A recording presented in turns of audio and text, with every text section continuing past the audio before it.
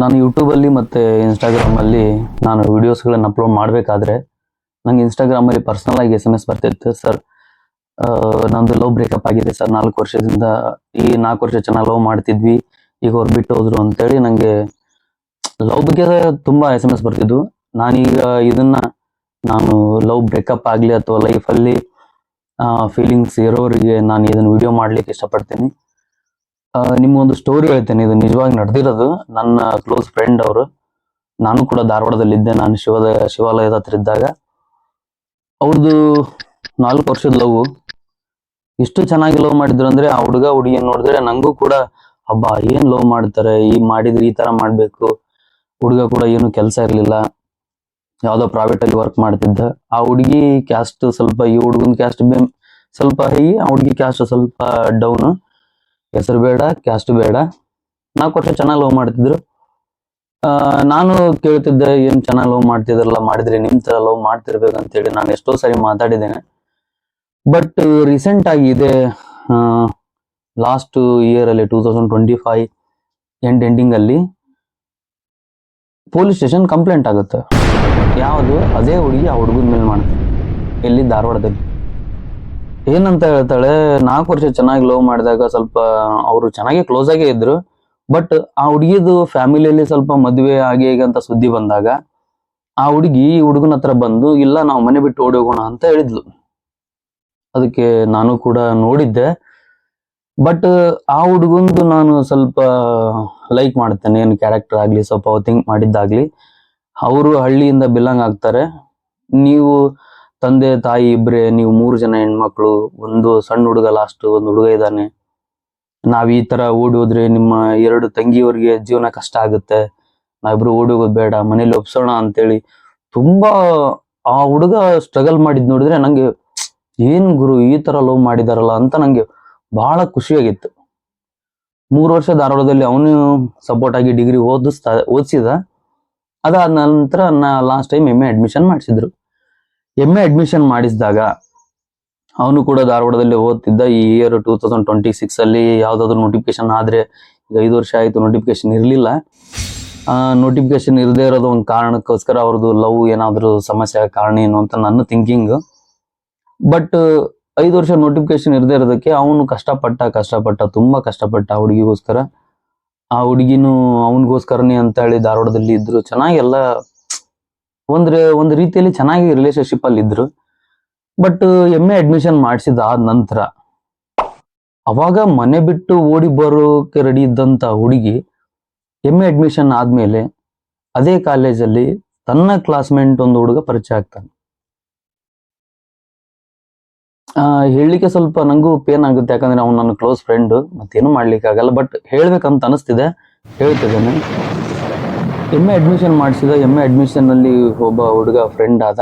ಆ ಹುಡುಗನ ಹತ್ರ, ನಾನು ಯಾರು ಲವ್ ಮಾಡಿಲ್ಲ, ನಂಗೆ ಲವ್ ಅಂದ್ರೆ ಆಗಲ್ಲ, ನಂಗೆ ಬಾಯ್ಸ್ ಅಂದ್ರೆ ಇಂಟ್ರೆಸ್ಟ್ ಇಲ್ಲ ಅಂತೇಳಿ ಆ ಹುಡುಗಿ ಆ ಹುಡುಗನ ಹತ್ರ ಹೇಳಿದಾಳ.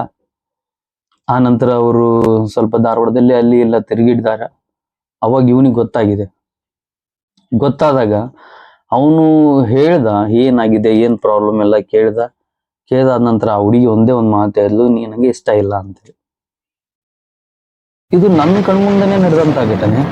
ಬಟ್ ನಂಗೆ ಇಷ್ಟು ಫೀಲ್ ಆಯ್ತು ಅಂತ ಹೇಳಿದ್ರೆ, ಅವನು ಅವ್ರ ಫ್ಯಾಮಿಲಿಯ ಲೇಡೀಸ್ಗೋಸ್ಕರ ವಿಚಾರ ಮಾಡಿ, ಅವ್ರ ಮನೆ ಮಕ್ಕಳು ಅಥವಾ ತಂಗಿಯರಿಗೋಸ್ಕರ ವಿಚಾರ ಮಾಡಿ, ನಾವಿಬ್ರು ಓಡಿ ಹೋದ್ರೆ ಅಥವಾ ನಾವಿಬ್ರು ಲವ್ ಕಂಟಿನ್ಯೂ ಮಾಡಿದ್ರೆ ಅಥವಾ ನಿಮ್ಮ ಮನೆಯಲ್ಲಿ ಸಮಸ್ಯೆ ಏನಾರ ಆಗುತ್ತೆ ಅನ್ನೋ ಒಂದು ಕಾರಣಕ್ಕೆ ಮನೇಲಿ ಒಪ್ಸಿ ಮದುವೆ ಆಗೋಣ ಅಂತ ನಿಂತಂತ ಹುಡುಗನ್ನ, ಮೊನ್ನೆ ಪರಿಚಯ ಆದ ಒಂದು ಹುಡುಗನಿಗೋಸ್ಕರ ಇವಳು ಬಿಡ್ತಾಳೆ.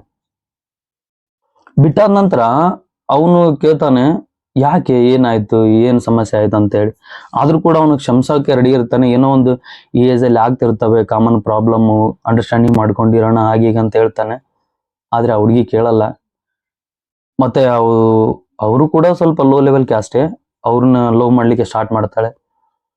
ಸ್ಟಾರ್ಟ್ ಮಾಡಿದ್ಮೇಲೆ ಈ ಹುಡುಗನಿಗೆ ಕೈ ಕೊಟ್ಟಾದ ನಂತರ, ಇರ್ಲಿ ಬಿಡು, ಎಲ್ಲಾದ್ರೂ ಇರ್ಲಿ, ಚೆನ್ನಾಗಿರ್ತಾಳಲ್ಲ ಅಂತೇಳಿ ಇವನು ಕೂಡ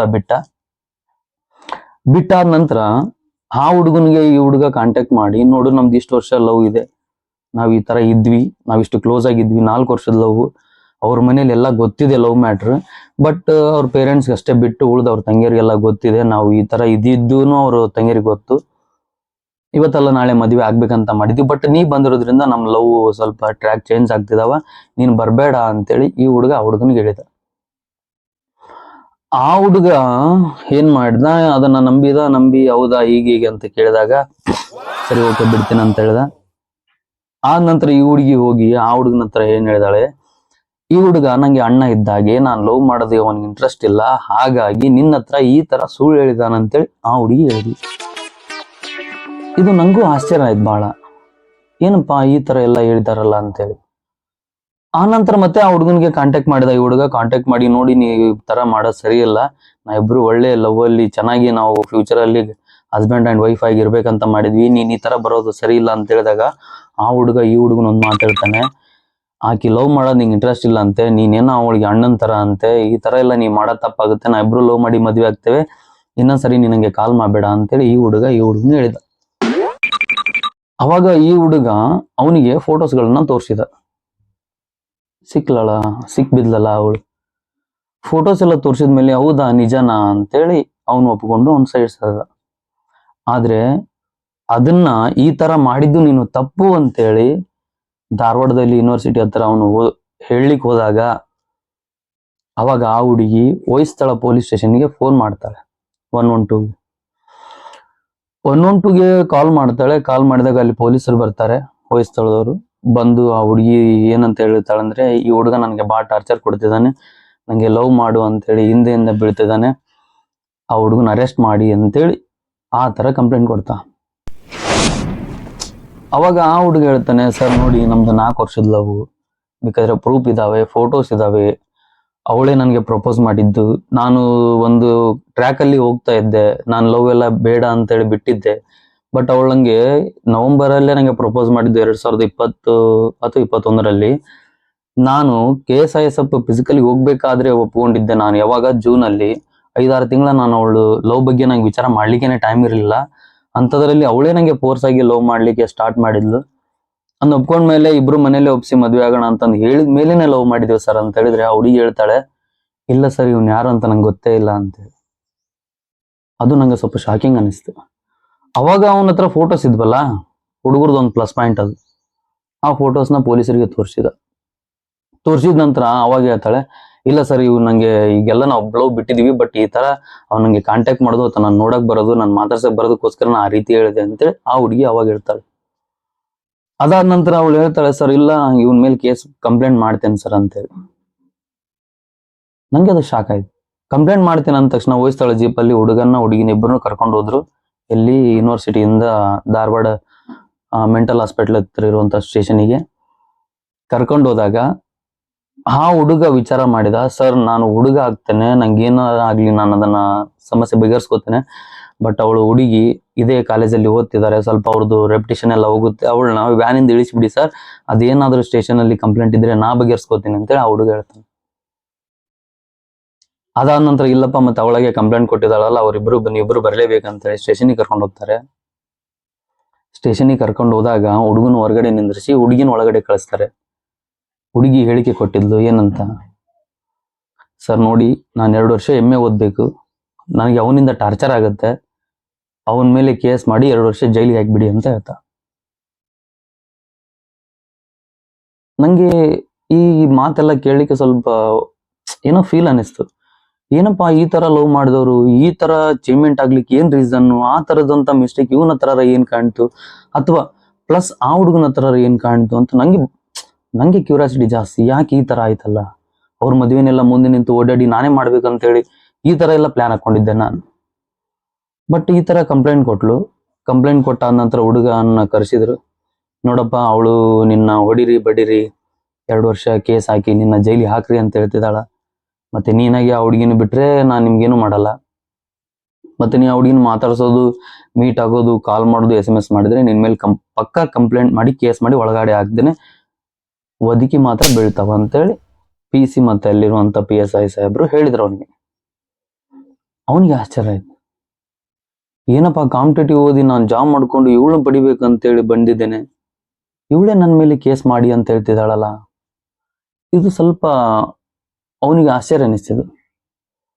ಆಶ್ಚರ್ಯ ಅನಿಸಿದ ಮ್ಯಾಗ ಮತ್ತೇನು ಮಾಡ್ಲಿಕ್ಕೆ ಬರಲ್ಲಲ್ಲ, ಇರೋ ಫ್ಯಾಕ್ಟೇ ಅದು.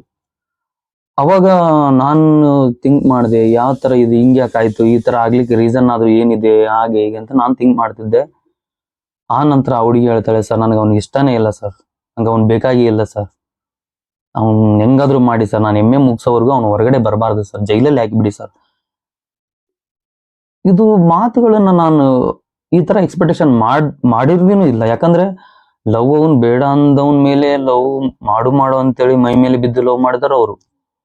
ಮನೆ ಬಿಟ್ಟು ಓಡಿ ಬರ್ತೀನಿ ಅಂತ ಅಂದವ್ರನ್ನ ಬೇಡ ಅಂತೇಳಿ ಮನೇಲಿ ಒಪ್ಪಿಸಿ ಏನಾದ್ರು ಲೈಫಲ್ಲಿ ಅಚೀವ್ಮೆಂಟ್ ಮಾಡೋಣ, ನಿನ್ ಫ್ಯಾಮಿಲಿನೂ ಕಳ್ಕೊಡ್ಬೇಡ, ನನ್ನ ಫ್ಯಾಮಿಲಿನೂ ಕಳ್ಕೊಡ್ಬೇಡ ಅಂತ ಹೇಳಿದವನು ಅವನು. ಬಟ್ ಯಾವ ರೀಸನ್ಗೋಸ್ಕರ ಅವಳು ಕಂಪ್ಲೇಂಟ್ ಮಾಡಿದ್ಲು, ಇದು ಸ್ವಲ್ಪ ನಂಗೆ ಕಷ್ಟ ಅನಿಸ್ತು. ಅದಾದ ನಂತರ ಅವನಿಗೆ ಕೋರ್ಟಲ್ಲಿ ಸ್ವಲ್ಪ ದಂಡ ಅಂತ ಹಾಕಿದ್ರು. 4,000-5,000 ದಂಡ ಕಟ್ಟಿದಾದ್ಮೇಲೆ ಬರ್ತಾರೆ. ಬರ್ಬೇಕಾದ್ರೆ ಅವನಿಗೆ ಅನ್ಸುತ್ತೆ, ಏನಪ್ಪಾ ಈ ತರ ಎಲ್ಲ ಆಗೋಯ್ತಲ್ಲ ನನ್ನ ಲೈಫ್, ಏನು ಅನ್ಕೊಂಡಿದ್ವಿ. ಬಟ್ ಅವ್ರು ಹೇಳಿದಾಗಿನೇ ನಾನು ಅವತ್ತೇನಾದ್ರೂ ಕರ್ಕೊಂಡು ಓಡಿ ಹೋಗ್ಬಿಟ್ಟಿದ್ರೆ ಅವ್ರ ಫ್ಯಾಮಿಲಿ ಏನಾದ್ರೂ ಆಗ್ಲಿ, ಇವನ್ ಲೈಫ್ ಸೆಟ್ಲ್ ಆಗ್ಬಿಡ್ತಿತ್ತಲ್ಲ. ಬಟ್ ಈಗ 3ನೇ ವ್ಯಕ್ತಿಗೋಸ್ಕರ ತಂದು ಲವ್ ಹಾಳಾಯ್ತಲ್ಲ. ಅವಾಗ ನನ್ನ ಹತ್ರ ಬಂದು ಈ ತರ ಆಯ್ತು ಗೆಳೆಯ, ಹಾಗೆ ಹೀಗೆ ಅಂತೆಲ್ಲ ಹೇಳ್ಕೊಂಡ. ನಾನು ಒಂದ್ ಮಾತು ಹೇಳಿದೆ, ನೋಡು, ಲವ್ ಮಾಡಿದ್ದೆ ಒಂದೇ ತಪ್ಪು. ಲವ್ ಮಾಡಿದ ಮೇಲೆ ಅವಳಿಗೋಸ್ಕರ ನೀನು ಮನೆ ಬಿಟ್ಟು ಅವಳನ್ನ ಪಡ್ಕೋತೇನಂತ ನಿಂತಿದ್ದು 2ನೇ ತಪ್ಪು.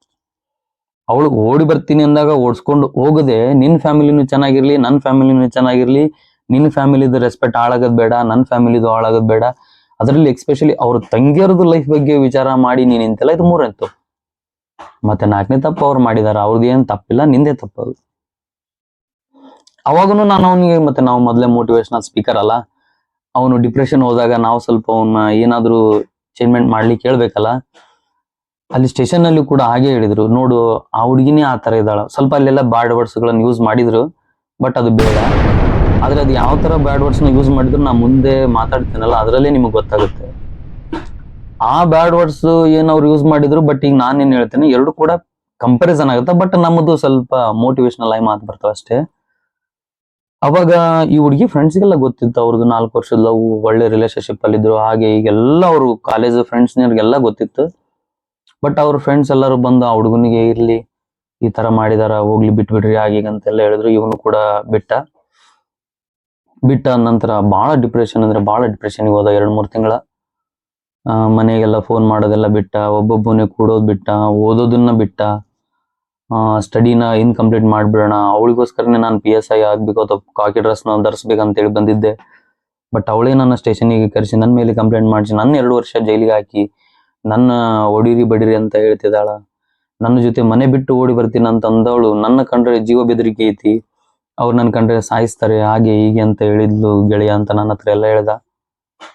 ಇರ್ಲಿ, ಈಗೆಲ್ಲ ಆಗಿದ್ದಾಗಿದೆ. ಬಟ್ ದೇವರು ನೋಡಿ, ನಾನ್ ನಿಮ್ಗೊಂದು ಮಾತು ಹೇಳೋದು, ದೇವರು ಯಾವುದನ್ನು ಅಕಸ್ಮಾತ್ ಆಗಿ ಕೊಟ್ಟಿದಾನ ಅಥವಾ ಅಕಸ್ಮಾತ್ ಆಗಿ ಕಿತ್ಕೊಂಡಿದ್ದಾನ ಅಂತ ಹೇಳಿದ್ರೆ, ಅಕಸ್ಮಾತ್ ಆಗಿ ಕೊಟ್ಟಿದ್ದಾನಂದ್ರೆ ಅದು ನಿಮ್ಮ ಲೈಫಿಗೆ ಏನೋ ಒಂದು ಆಗ್ಬೇಕಾಗಿದೆ ಅಥವಾ ಅದರಿಂದ ಏನೋ ನಿಮ್ಗೆ ಯೂಸ್ ಇದೆ.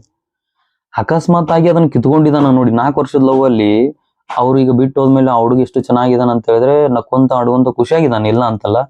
ಬಟ್ 3-4 ತಿಂಗಳ ಡಿಪ್ರೆಷನ್ಗೆ ಹೋದ ನಂತರ ಈಗ ಅವ್ನಿಗೆ ನಾನು ನಿಮ್ಗೆ ಹೇಳ್ತಿರೋದು ಮತ್ತೆ ಅವನಿಗೆ ಕೂಡ ಹೇಳ್ತಿರೋದು, ಈ ವಿಡಿಯೋ ಮುಖಾಂತರ ನಾನು ಅವ್ನಿಗೆ ಪರ್ಸನಲ್ ಆಗಿ ವಿಡಿಯೋ ಹಾಕ್ತೇನೆ, ಅವ್ರದೇ ಲವ್ ಸ್ಟೋರಿ ಅದು. ನಿಮ್ಗೆ ಒಂದು ಹೇಳ್ತಿರೋದು, ಲವ್ ಮಾಡಿ ಬೇಡ ಅಂತ ಹೇಳಲ್ಲ.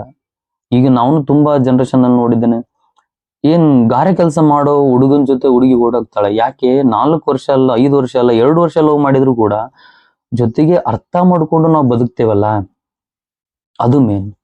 ನಾವು ಎಷ್ಟು ದುಡ್ಡನ್ನ ಇಟ್ಕೊಂಡು ನಾವು ಬದುಕ್ತೀವಿ ಅನ್ನೋದು ಇಂಪಾರ್ಟೆನ್ಸ್ ಅಲ್ಲವೇ ಅಲ್ಲ. ನಾವು ಯಾರ ಜೊತೆಗೆ ನಾವು ಬದುಕ್ತೀವಲ್ಲ, ಅದು ಇಂಪಾರ್ಟೆಂಟ್. ಅರೇಂಜ್ ಮ್ಯಾರೇಜ್ ಆಗ್ತಾರೆ, ಅರೇಂಜ್ ಮ್ಯಾರೇಜ್ ಆದ್ರೆ ಹುಡುಗ ಏನನ್ನೋದು ಗೊತ್ತಿರಲ್ಲ, ಹುಡುಗಿ ಏನನ್ನೋದು ಗೊತ್ತಿರಲ್ಲ, ಮದುವೆ ಆಗ್ತಾರೆ. ಮದುವೆ ಆಗಿ ಏನು 6 ತಿಂಗಳ 1 ವರ್ಷ ತನಕ ಜೀವನ ಚೆನ್ನಾಗಿರುತ್ತೆ. ಆಮೇಲೆ TV9 ಅಲ್ಲಿ ಬರ್ತವೆ, News 18 ಅಲ್ಲಿ ಬರ್ತವೆ, ಎಲ್ಲ ಚಾನಲ್ ಅಲ್ಲಿ ಬರ್ತಿರ್ತವೆ, ಹಾಗಾಯ್ತು ಹೀಗಾಯ್ತು, ಹೇಳದ್ ಬೇಡ, ಎಲ್ಲ ನಿಮ್ಗೆ ಗೊತ್ತು. ಆಮೇಲೆ ನಾನು ಅವ್ನಿಗೆ ಹೇಳಿದೆ, ಬಿಡು ಗೆಳೆಯ, 4 ವರ್ಷದಿಂದ ನೀವು ಅರ್ಥ ಮಾಡ್ಕೊಂಡು ಅವಳೇನೆ ನಿಮ್ಗೆ ಆ ತರ ಮಾಡಿದಾಳ ಅಂತಂದ ಮೇಲೆ ನೀನ್ ಅವಳ ಬಗ್ಗೆ ಚಿಂತೆ ಮಾಡಿ ಯೂಸ್ ಇಲ್ಲ. ಬಟ್ ನಾನು ಹಿಂಗೊಂದು ಮಾತು ಹೇಳ್ತೇನೆ, ಅವ್ರು ಬಿಟ್ಟು ಹೋಗಿದಾರಲ್ಲ, ಆ ಹುಡುಗಿ ಲಾಸ್ಟ್ಗೆ ಒಂದು ಮಾತು ಏನ್ ಹೇಳಿದ್ಲು, ಏನಿದೆ ನಿನ್ನ ಹತ್ರ ಅಂತ ಹೇಳಿದ್ಲು. ಏನಿದೆ ನಿನ್ನ ಹತ್ರ ಅಂತ ಹೇಳ್ದವಳು ಮುಂದೆನೆ ಅವಳೇ ಅನ್ಕೋಬೇಕು ನಮ್ಮ ಹುಡುಗನ ಹತ್ರ ಏನೇನ್ ಇಲ್ಲ ಅಂತೇಳಿ. ಹಾಗೆ ಬದುಕಿ ತೋರ್ಸು. ಡಿಪ್ರೆಷನ್ ಅಲ್ಲಿ ನೀ ಕೂತು ಏನೋ ಬ್ಯಾಡ್ ಹ್ಯಾಬಿಟ್ಸ್ ನ ಮಾಡ್ಕೊಂತ ಕುಂತ್ರೆ ಯಾರ್ದು ಲೈಫ್ ಹಾಳಾಗುತ್ತೆ? ನಿಂದೇ ಆದ ಒಂದು ಫ್ಯಾಮಿಲಿ ಇದೆ, ಅಪ್ಪ ಅಮ್ಮ ಅಕ್ಕ ತಂಗಿ ತಮ್ಮ ಬಂಧು ಬಳಗ ದೊಡ್ಡದಿದೆ. ಯಾವುದೋ ಒಂದು ಇವತ್ತಲ್ಲ ನಾಳೆ ಮಿಡ್ಲಲ್ಲಿ ಬಂದಿರೋದಕ್ಕೋಸ್ಕರ ನಿನ್ನ ಲೈಫ್ ನ ನೀನ್ ಯಾಕೆ ಹಾಳು ಮಾಡ್ಕೊಂತೀಯ?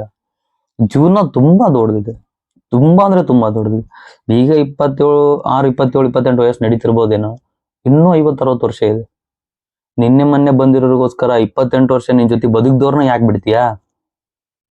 ಹೌದ್ ತಾನೆ? ಬಟ್ ನಾನ್ ಹಿಂಗೊಂದ್ ಮಾತು ಹೇಳ್ತೇನೆ, ಇಷ್ಟು ದಿನ ನೀನು ಮಾರ್ಕೆಟ್ ಅಲ್ಲಿ ಒಂದು ಪುಟ್ಟಿ ಒಳಗಡೆ ಇದ್ದಂತ ಒಂದು ಹಣ್ಣು ನೀನು.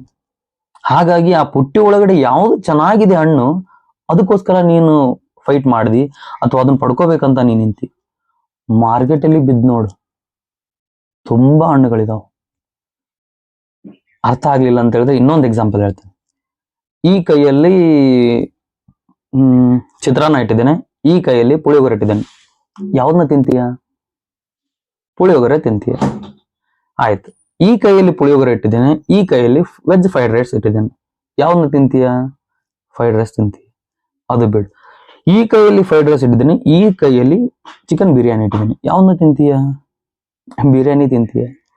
ಇಷ್ಟೇ ವ್ಯತ್ಯಾಸ. ಇದನ್ನ ನೀನ್ ಅರ್ಥ ಮಾಡ್ಕೊ, ನಾನು ಇನ್ನು ಎಕ್ಸ್ಪ್ಲೇನ್ ಮಾಡಲ್ಲ.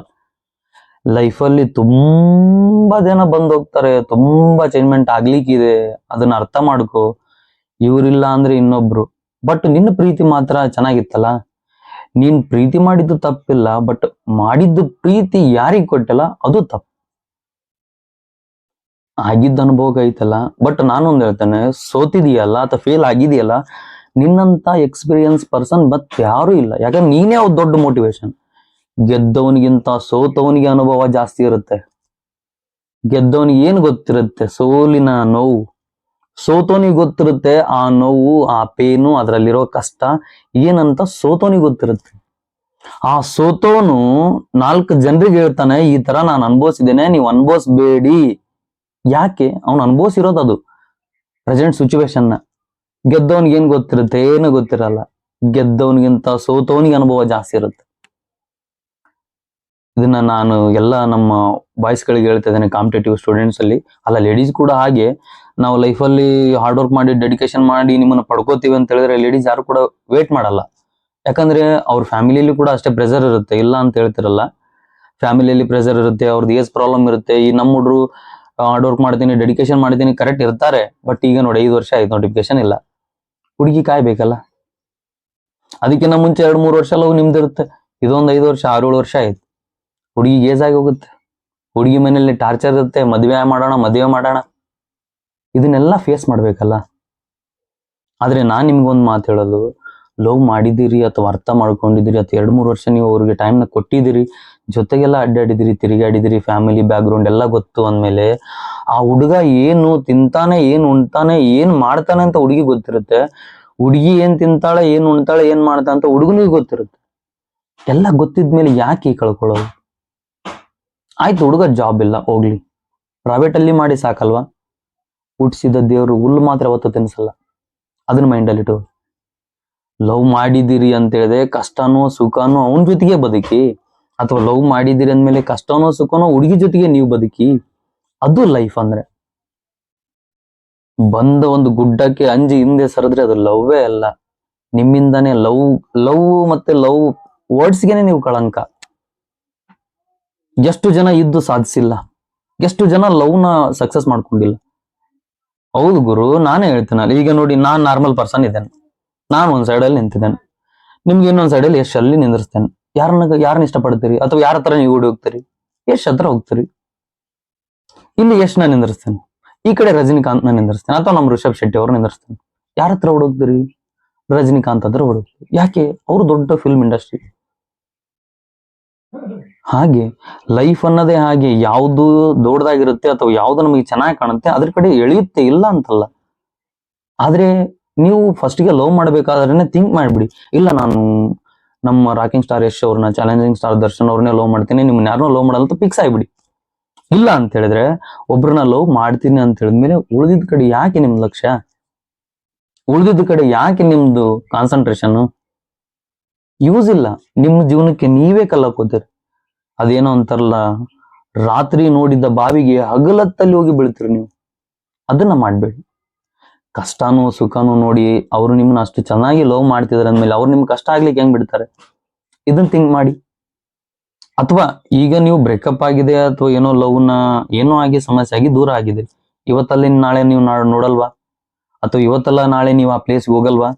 ಅಥವಾ ಇವತ್ತಲ್ಲ ನಾಳೆ ನಿಮ್ಗೆ ಆ ನೆನಪುಗಳು ಕಾಡಲ್ವಾ? ಎಲ್ಲ ಕೈ ಮೀರಿ ಹೋಗಿದ್ಮೇಲೆ ಏನಿದೆ? ಇದ್ದಾಗ ಕಡೆಗಣಿಸಿ ಸತ್ತಾಗ ಹತ್ತರೆ ಮತ್ತೆ ಹುಟ್ಟಿ ಬರುವರೆ ನಿಮ್ಮವರು.